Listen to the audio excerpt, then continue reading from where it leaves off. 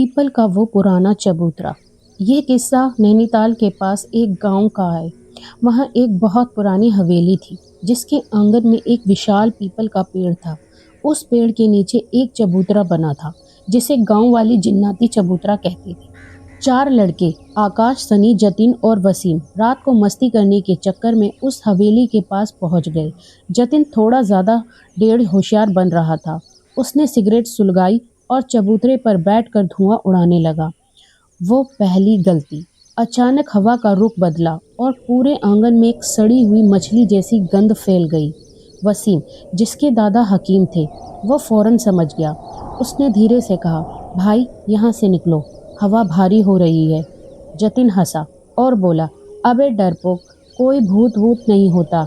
उसने जलती हुई सिगरेट चबूतरे के एक छेद में डाल दी।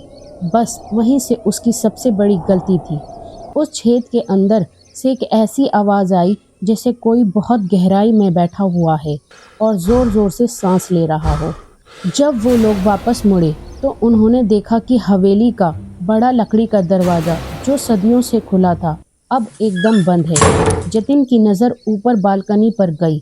वहाँ एक औरत सफ़ेद लिबास में खड़ी थी। उसकी गर्दन अजीब तरीके से टेढ़ी थी और बाल ज़मीन तक लटक रहे थे। तभी आकाश चिल्लाया, भाई सनी कहाँ है? सनी गायब था। वो अभी उनके साथ ही चल रहा था, पर अब वहाँ सिर्फ उसका मोबाइल पड़ा था जिसकी फ्लैशलाइट जल रही थी। जब उन्होंने ऊपर देखा तो सनी उसी सफ़ेद लिबास वाली औरत के पास खड़ा था, पर सनी की आंखें एकदम काली थी, जैसे उसमें से रूह निकल गई हो। वो औरत कोई रूह नहीं थी, वो एक चुड़ैल जिन्नात थी जिसे उस चबूतरे पर कैद किया गया था। उसने जतिन की तरफ इशारा किया और एक भारी फटी हुई आवाज़ में बोली, तूने मेरी इबादत में आग डाली, अब तेरे रंगों में आग दौड़ेगी। अचानक जतिन का शरीर तपने लगा। उसके मुंह से धुआं निकलने लगा। वसीम ने अपनी जेब में से पुराना ताबीज़ निकाला और चिल्लाकर कहा, सब लोग एक दूसरे का हाथ पकड़ लो और चबूतरे की तरफ पीट कर लो, कोई पीछे मुड़कर मत देखना। जैसे ही उन्होंने भागना शुरू किया, उन्हें अपने पीछे भारी कदमों की आवाज़ सुनाई दी। कोई बहुत तेज़ दौड़ रहा था। सनी की आवाज़ आई, भाई रुको, मैं बच गया, मुझे साथ ले लो। आकाश रुकने ही वाला था कि वसीम ने उसका हाथ ज़ोर से झटक दिया। मत रुकना, वो सनी नहीं है। जैसे ही वो हवेली के गेट से बाहर निकले, जतिन ज़मीन पर गिर पड़ा। उसका पूरा शरीर काला पड़ चुका था। सुबह जब गांव वाले उन्हें मिले तो सनी हवेली के उसी चबूतरे पर बेहोश मिला। महीने बीत गए, सब नॉर्मल हो गया। सनी भी ठीक हो गया था, पर उसने उस रात की बात करना छोड़ दिया। एक दिन सनी और वसीम एक साथ बैठे थे। वसीम ने पूछा, भाई उस रात तुझे कैसा लग रहा था जब तू ऊपर बालकनी पर था? सनी धीरे से मुस्कुराया। उसने वसीम की तरफ देखा और अपनी जीभ निकाली। उसकी जीभ बीच में से दो हिस्सों में कटी हुई थी, जैसे सांप की होती है। उसने धीमी आवाज़ में कहा, वसीम भाई, सनी तो उसी रात मर गया था। वो तो चबूतरे के नीचे दबा पड़ा है।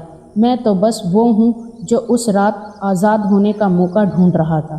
सनी उठा और अंधेरे कमरे की तरफ चला गया। वसीम वहीं बैठा रह गया। उसे समझ आ गया था कि वो जिसके साथ रह रहे हैं वो उसका दोस्त नहीं, बल्कि वो बला है जो शहर तक पहुंच चुकी है।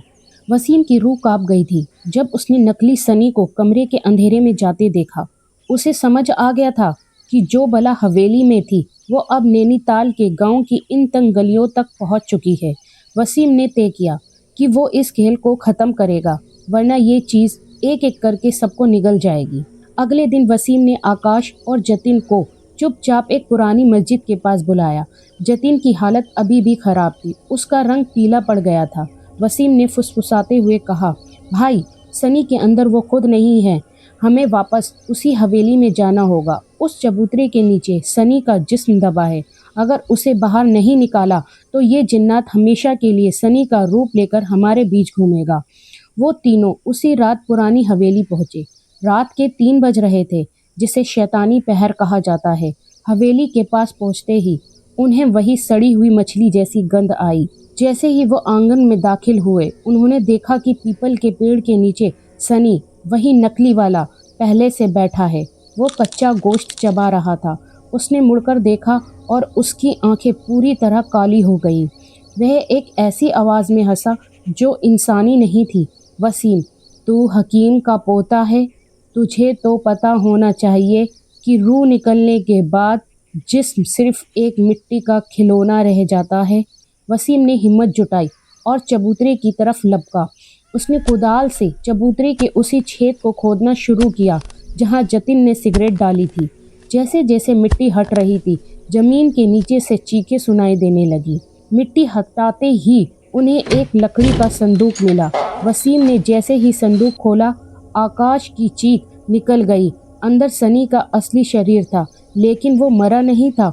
उसकी आंखें खुली थी और वो तेजी से सांस ले रहा था, पर उसका पूरा शरीर नीले धागों से बंधा हुआ था।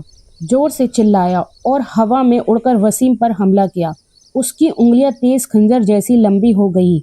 उसने वसीम का गला पकड़ लिया और दीवार से सटा दिया।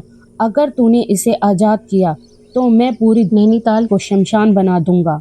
जतिन, जो अब तक डरा हुआ था, उसे अचानक गुस्सा आ गया। उसने पास पड़ा वही पीतल का पुराना चिराग उठाया और जिन्नात के सर पर दे मारा।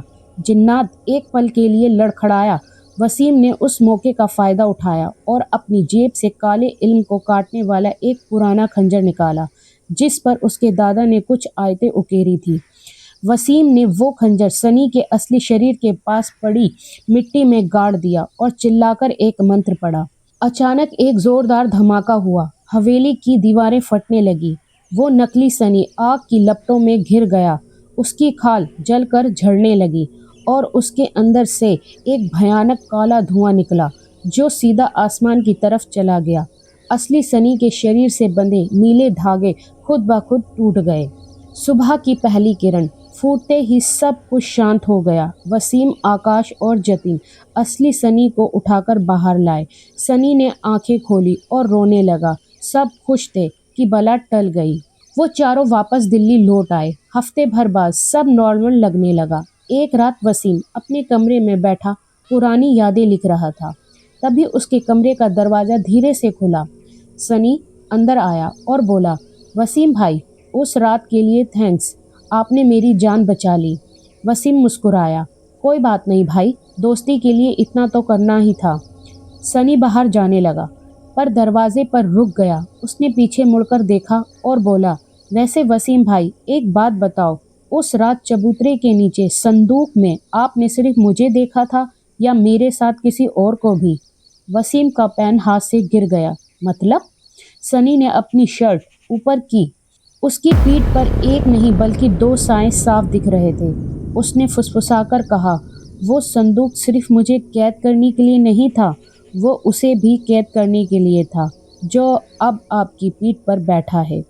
वसीम ने जैसे ही अपने कंधे की तरफ देखा, उसे एक ठंडी सांस महसूस हुई। उसे शीशे में अपना अक्स दिखा, पर उसके कंधे पर एक छोटा सा बिना चेहरे वाला बच्चा बैठा था जो मुस्करा रहा था।